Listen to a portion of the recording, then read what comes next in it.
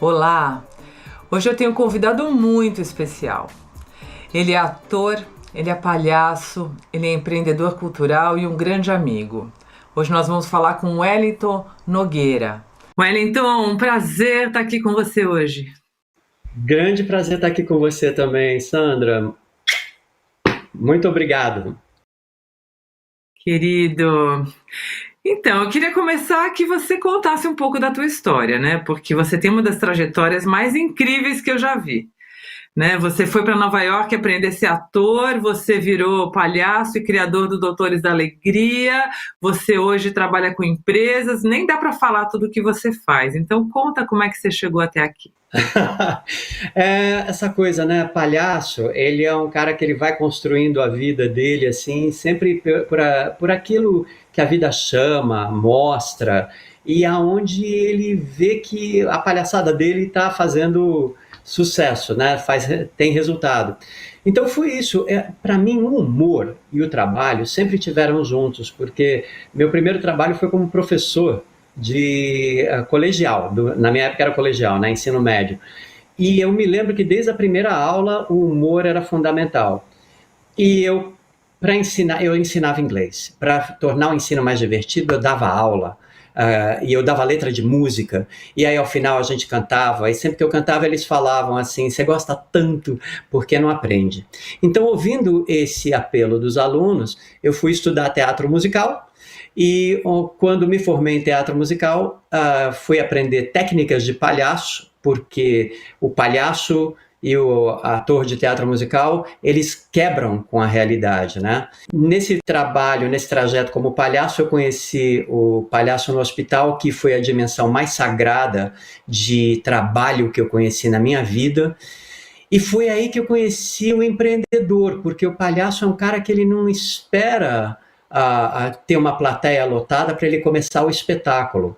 Aonde ele chegar, ele começa e se ele for bom, ele vai atraindo mais gente. Se ele não for bom, ele não vai atrair ninguém, mas ele vai continuar fazendo o espetáculo. E eu gosto muito desse risco. E aí, quando eu voltei para o Brasil, o trabalho do Palhaço no Hospital estava tão impregnado na minha vida que eu falei, vou começar aqui no Brasil e volto para Nova York. Eu comecei o Doutores da Alegria no Brasil e eu nunca mais voltei para Nova York, só para visitar, porque trazer esse trabalho para o Brasil, para mim, teve um significado muito especial, como ser humano, como artista, como profissional. E eu tenho muito orgulho da maneira como o Brasil acolheu o Doutores da Alegria, de uma maneira que hoje é exemplo para o mundo. Até virou escola de samba, né? Uma das últimas vezes que eu te vi, você estava ali sendo tema de escola de samba. Assim, uma homenagem incrível, né? Porque o Carnaval é a nossa festa popular e poder ser eternizado por uma escola de samba, eu vou te falar, era um grande sonho e ele foi materializado lindamente pela Dragões da Real. Que lindo! Em uma das nossas conversas, você falou para mim que você costumava, né, você levava a alegria para os hospitais, que era onde, né, tratar as pessoas doentes, e que você tinha resolvido agora tratar onde as pessoas ficam doentes. Então você tinha resolvido ir para as empresas, porque onde a gente adoece é no trabalho. Conta um pouco sobre isso para mim. Foi um processo muito orgânico. Eu justamente conheci nós tínhamos a Morgana Mazetti, que era a psicóloga que fez todas as pesquisas sobre os Doutores da Alegria, e o marido dela é um italiano que trabalhava na Unilever, na Inglaterra, e eles traziam artistas para explicar a empresa, essa coisa toda.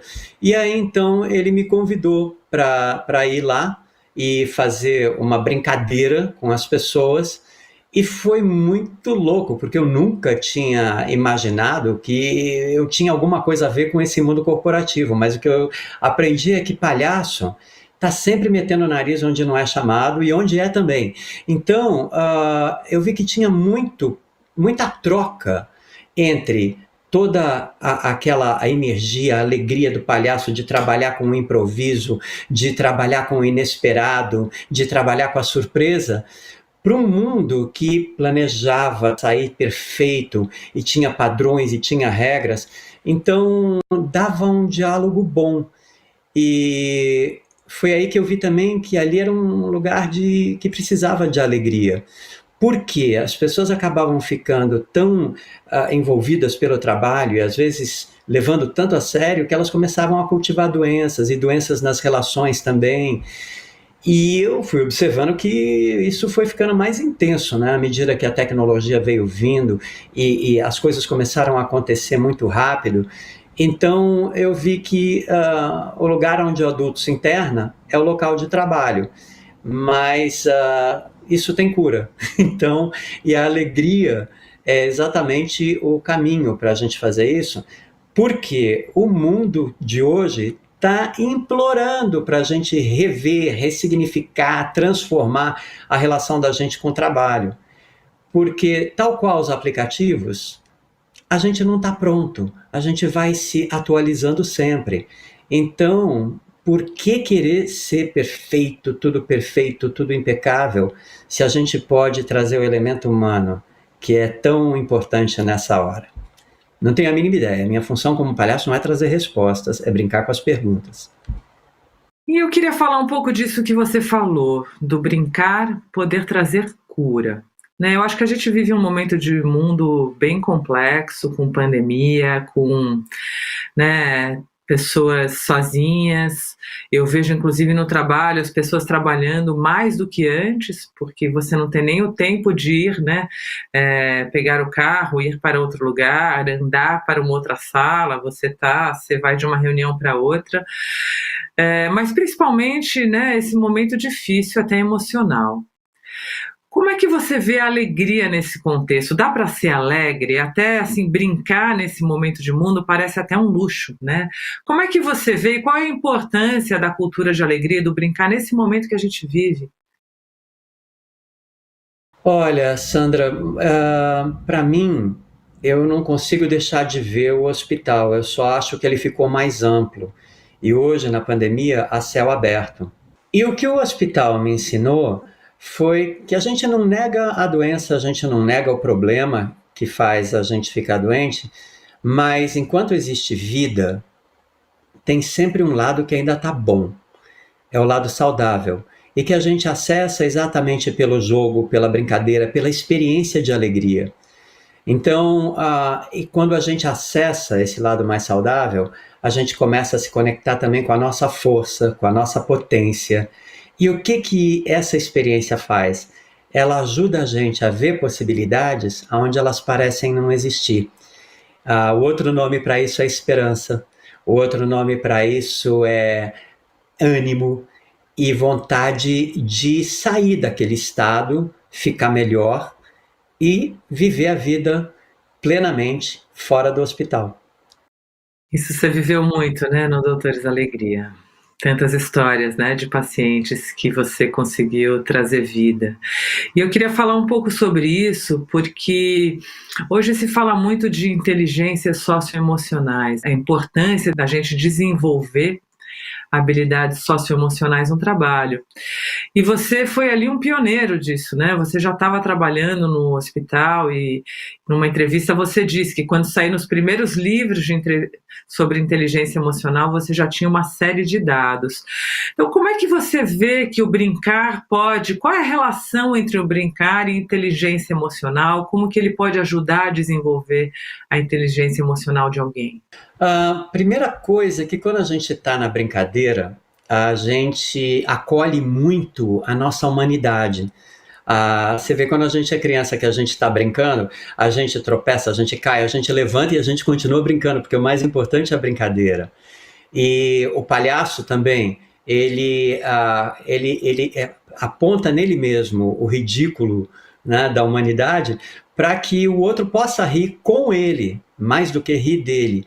E é nessa hora que a gente está levantando, sacudindo a poeira, continuando a brincadeira, a gente não focou no erro, mas a gente continuou o fluxo da brincadeira, do jogo, da alegria, Nessa hora, a gente está reconhecendo a nossa humanidade, a gente está se absolvendo e a gente está indo para a próxima brincadeira.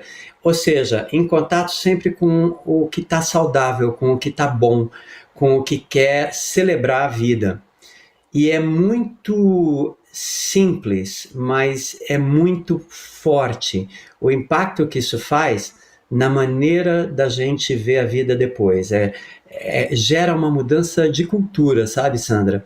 A vida nunca mais é a mesma depois que a gente tem a oportunidade de vivenciar isso. Você está falando uma coisa tão, tão forte, né? A gente aprender que o erro é aprendizado, a brincadeira traz muito isso, né? Essa é uma das habilidades de futuro mais importantes, né? Não tem certo e não tem errado, né? As empresas, as startups do Vale do Silício, eles dizem que quando você faliu uma empresa, né, quando você começa a sua segunda startup, a probabilidade de você ter investimento é maior porque você já errou uma vez, então você já aprendeu. E eu acho que uma das coisas que o brincar traz pra gente é isso, né? Não tem certo e errado, não tem falha. É brincadeira, deu certo, deu errado, aprendi alguma coisa, vou brincar de novo, qual é o próximo jogo? Então, eu acho que a gente realmente é convidado a enxergar com menos seriedade, né? Enxergar com menos certezas e se permitir mais errar. Eu acho que essa é uma coisa fundamental da brincadeira.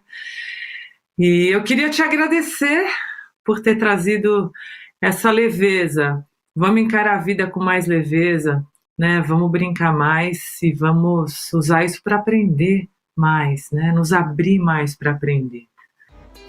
Eu agradeço essa oportunidade e que a gente possa viver esse grande playground, porque é exatamente na adversidade que é fundamental a gente ir para esse outro lado.